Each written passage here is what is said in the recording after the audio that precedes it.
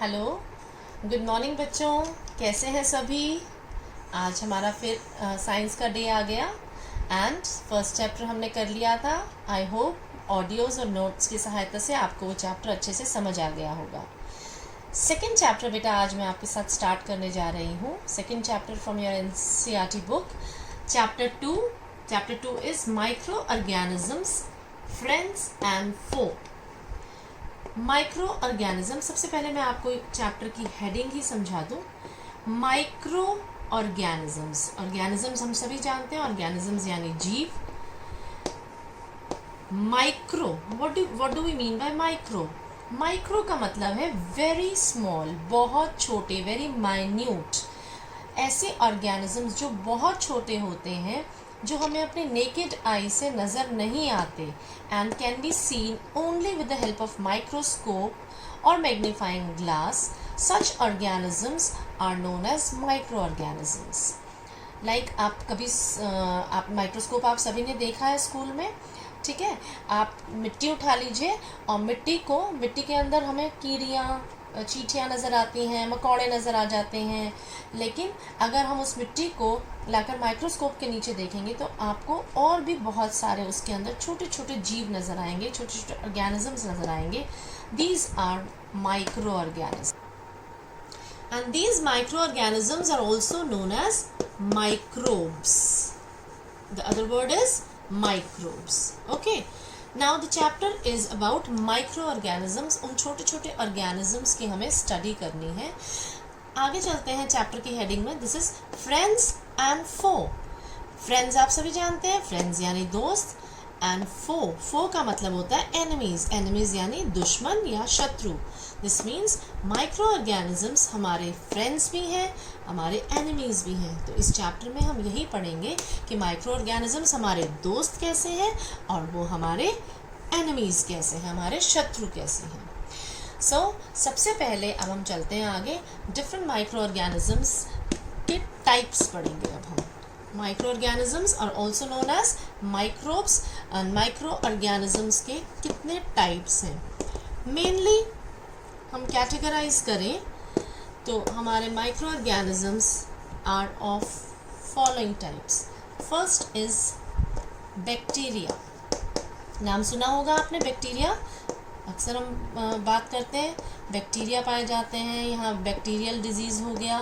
So that is one kind of micro organism, bacteria. Second type of micro organism that is protozoa. Protozoa. This is the second type of microorganism. Third kind of microorganism is fungi.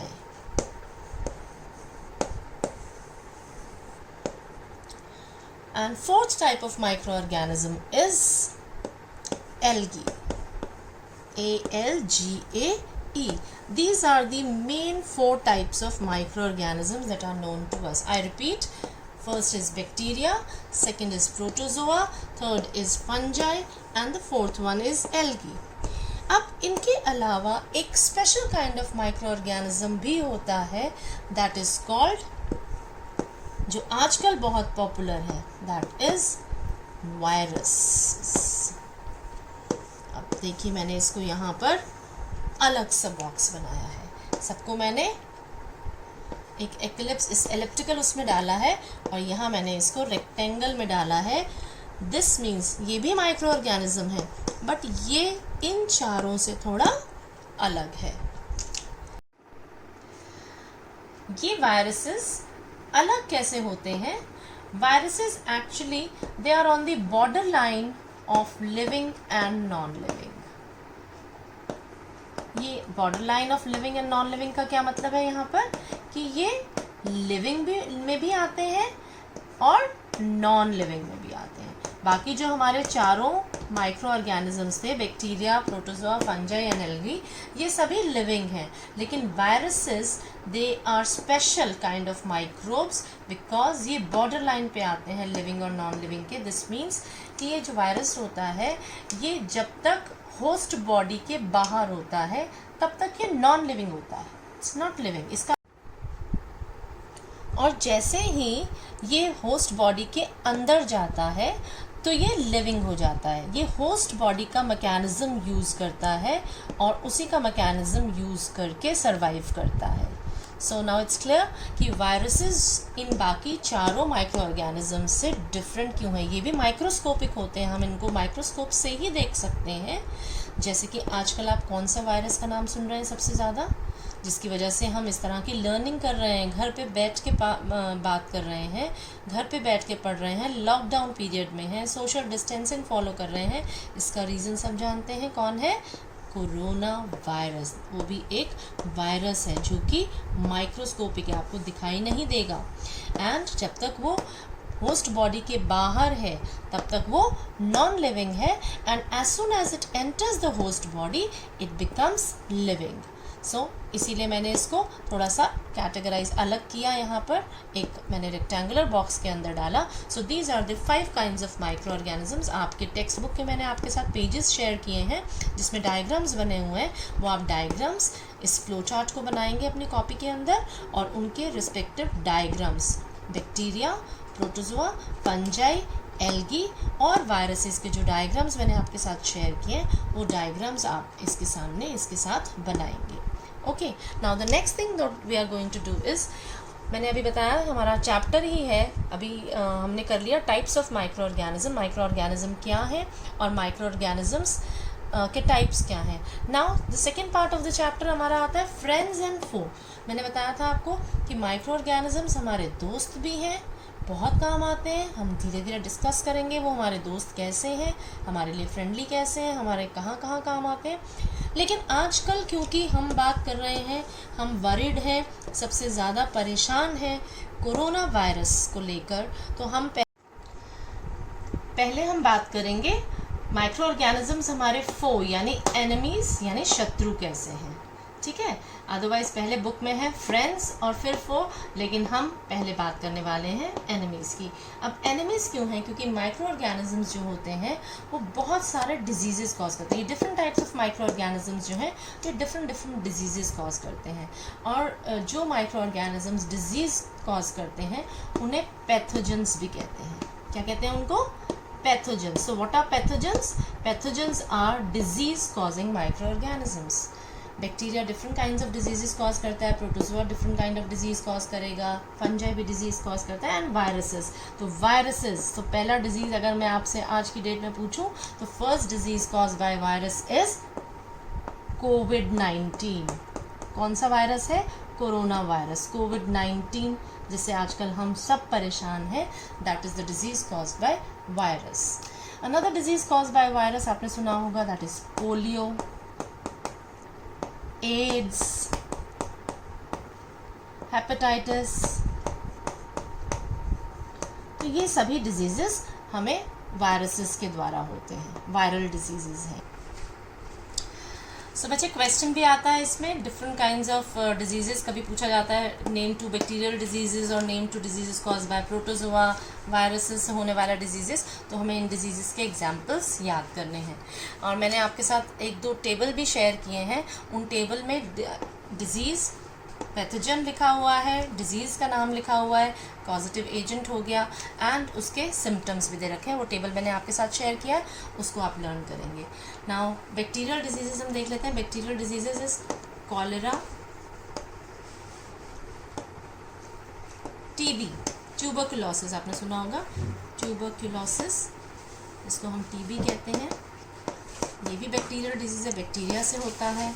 Another bacterial disease is typhoid. Protozoa से होने वाले diseases, protozoa normally आपने amoeba का नाम सुना है। Amoeba is one kind of protozoa. Amoeba, paramecium, unicellular organisms हैं, ये प्रोटोजोआ हैं। बहुत ही माइक्रोस्कोपिक होते हैं, पानी के अंदर पाए जाते हैं, और इनसे होने वाला जो मेन डिजीज़ है दैट इज़ मलेरिया, जो कि प्लाज्मोडियम से होता है, malaria, and dysentery.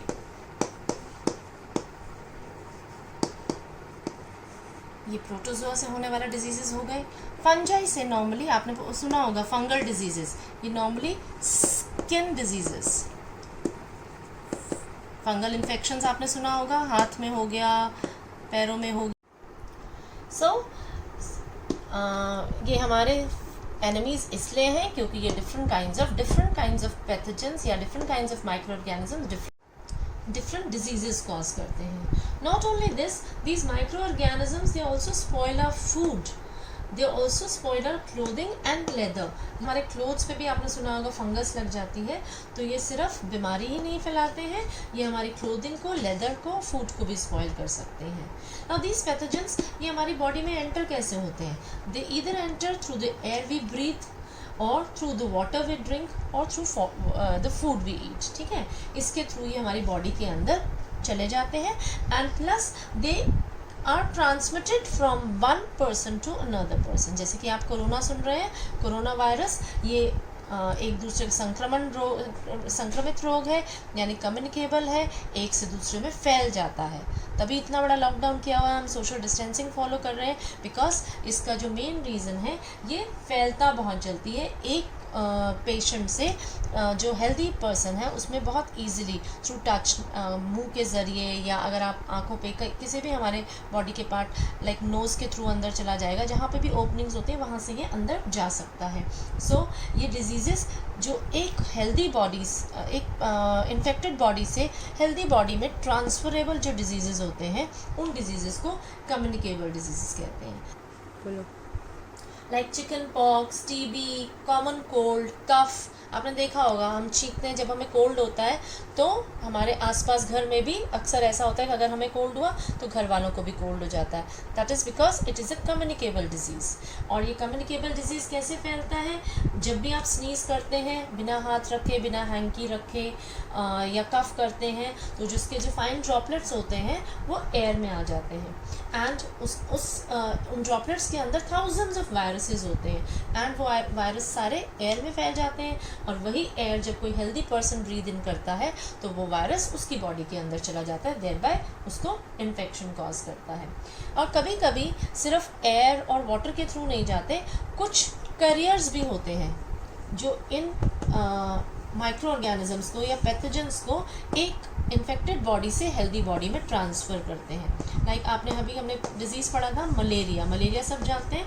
Malaria is a protozoa disease cause by protozoa.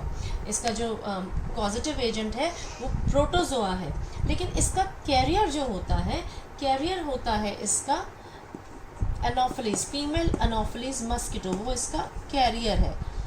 यानी कि ये मस्किटो जो होता है, फीमेल एनोफिलीज मस्किटो, ये मलेरिया का कैरियर, यानी ये जो मस्किटो होता है, ये अगर किसी इन्फेक्टेड पर्सन को बाइट कर लेगा तो उसका ब्लड सक कर लेता है. और वही वाला मस्किटो, फीमेल एनाफिलिस मस्किटो, जब किसी हेल्दी बॉडी के ऊपर हेल्दी पर्सन को जाके बाइट करता है, उसके स्किन के अंदर अपना जो डंक डालता है, तो वहाँ से वो उस इन्फेक्टेड ब्लड के थ्रू प्रोटोजोआ को उसके अंदर, उस दूसरी हेल्दी बॉडी के अंदर इंजेक्ट कर देता है. तो यहाँ पे कैरियर का काम कर रहा है, एक जगह से दूसरी जगह डिजीज़ को ट्रांसमिट करने का काम यहाँ एयर से नहीं हो रहा, वाटर से नहीं हो रहा, फूड के थ्रू भी नहीं हो रहा. किसके थ्रू हो रहा है? कैरियर्स के थ्रू.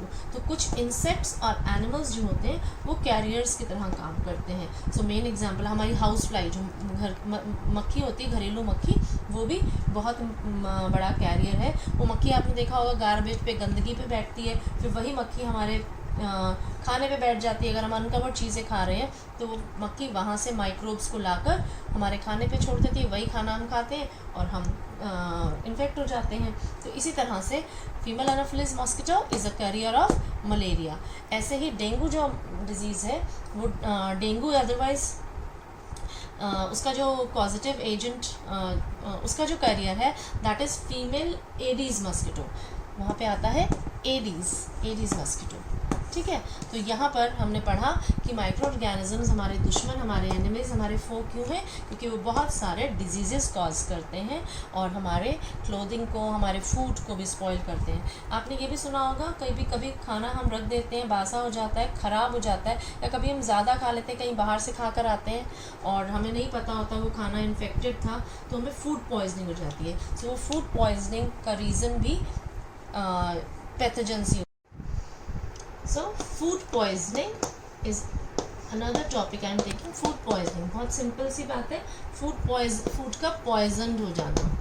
तो फूड पॉइजन कब हो जाता है, जहरीला कब हो जाता है हमारा फूड, जब कुछ माइक्रोब्स उसे अटैक कर देते हैं, वो हमारे फूड पे ग्रो करते हैं और उसके अंदर कुछ केमिकल्स, टॉक्सिक सब्सटेंसेस रिलीज करते हैं। माइक्रोब्स हमारे फूड पे अटैक करके उसके अंदर chemicals, toxic chemical substances, toxic यानी पॉइजनस केमिकल सब्सटेंसेस उसके अंदर सिक्रीट करते हैं, जिससे कि हमारा फूड जो होता है वो स्पॉइल हो जाता है, उसका टेस्ट भी ख़राब हो जाता है। आपने देखा होगा कि कुछ चीज़ बहुत दिनों से पड़ी हुई है, अगर आपने उसको बाहर रख दिया, उसको प्रॉपर्ली प्रिजर्व नहीं किया, तो उसके अंदर एक अजीब सी स्मेल आ रही होती है।